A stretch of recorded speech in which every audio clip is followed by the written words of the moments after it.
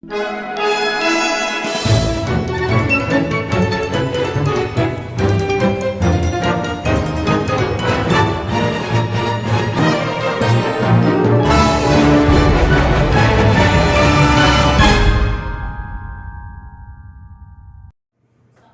semua, perkenalkan nama saya Rado Sumermata dari kelas Fisika Dik A 2018.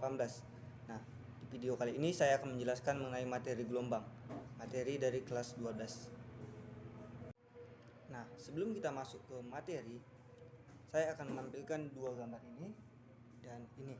Nah, dari dua gambar di atas tentu tidak asing dalam kehidupan kita sehari-hari. Mengapa saya katakan demikian? Nah, untuk gambar yang pertama tentu sering kita jumpai saat kita berliburan ke pantai, dan yang gambar kedua tentu sering juga kita jumpai atau sering kita lakukan. Nah, fenomena dalam dua gambar tersebut tentu sangat tidak asing dalam kehidupan kita sehari-hari. Namun tanpa kita sadari itu merupakan konsep dari gelombang. Nah, berbicara tentang konsep gelombang, tentu kita berpikir, apa sih konsep dari gelombang itu? Nah, konsep dari gelombang itu banyak diterapkan dalam kehidupan sehari-hari. Nah, ada gelombang bunyi, gelombang cahaya, gelombang radio, dan gelombang air. Nah, ketika kita melihat fenomena gelombang laut, ternyata air gelombang tidak bergerak maju, melainkan melingkar.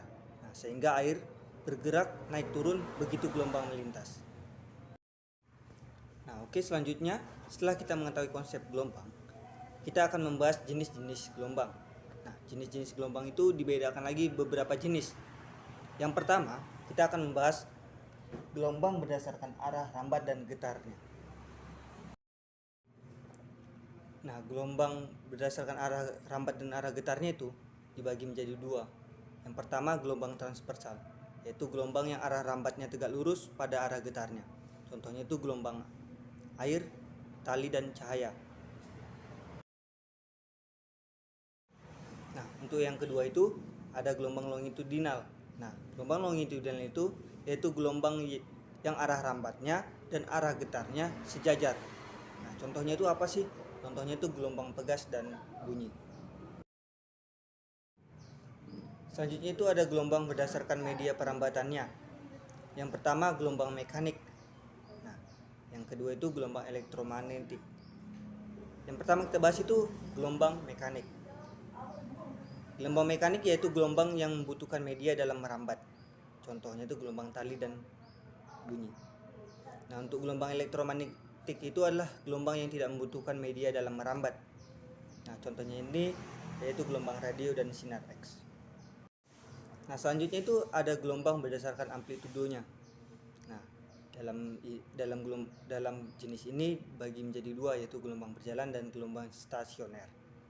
Gelombang berjalan adalah gelombang yang amplitudonya tetap berjalan, dan yang gelombang stasioner yaitu gelombang yang amplitudonya berubah sesuai posisinya. Selanjutnya kita akan membahas mengenai besaran-besaran pada gelombang. Nah, besaran-besaran pada gelombang itu yang pertama itu frekuensi gelombang, dan yang kedua itu periode gelombang. Nah, untuk rumus atau secara matematisnya dapat kita tuliskan sebagai berikut. Ini untuk frekuensi dan ini untuk periode. Selanjutnya itu ada persamaan matematis dari cepat rambat atau disimbolkan dengan V. Nah, untuk persamaan matematisnya itu yaitu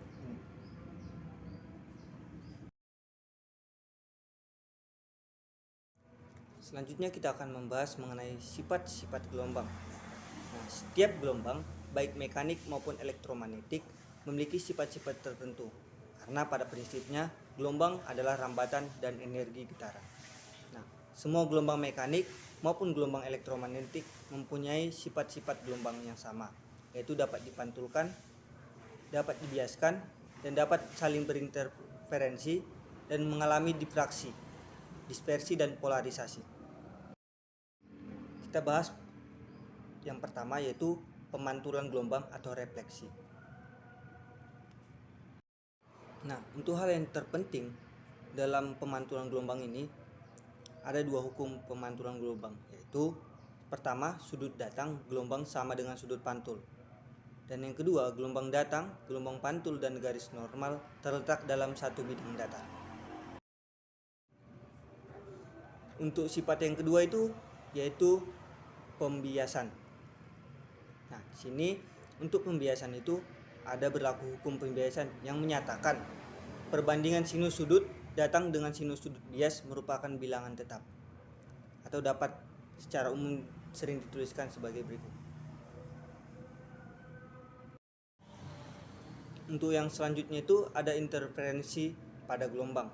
Nah, ada dua sifat hasil interferensi gelombang, yaitu interferensi bersifat konstruktif dan destruktif. Nah, interferensi bersifat konstruktif artinya saling memperkuat, dan yang bersifat destruktif yaitu saling melemahkan. Nah, untuk sifat yang terakhir yaitu diffraksi gelombang. Nah, diffraksi gelombang adalah peristiwa pembelokan atau penyebaran gelombang jika gelombang tersebut melalui celah. Gejala diffraksi akan semakin tampak jelas apabila lebar celah semakin sempit. Demikian penjelasan video mengenai materi gelombang dari saya. Kiranya penjelasan ini dapat bermanfaat bagi kita semua, dan saya akhiri. Terima kasih.